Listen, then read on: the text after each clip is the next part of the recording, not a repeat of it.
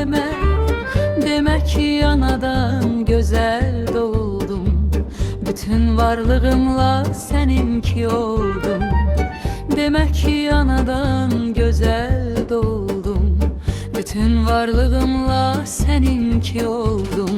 Yaşaram dünyada sevə-sevə mən, könlüm qanadlanıb səni sevəndən. Xoşbəxtəm, səadət dünyasındayam, sehirli məhəbbət dünyasındayam. Xoşbəxtəm, səadət dünyasındayam, sehirli məhəbbət dünyasındayam.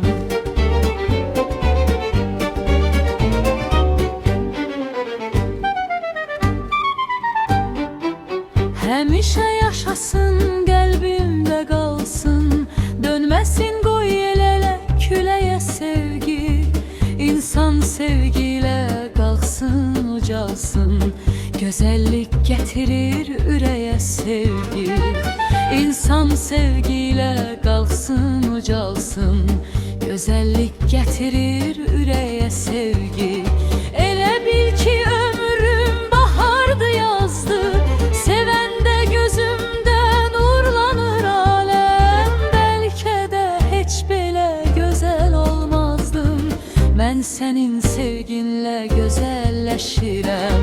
Bəlkə də heç belə gözəl olmazdım, mən sənin sevginlə gözəlləşirəm.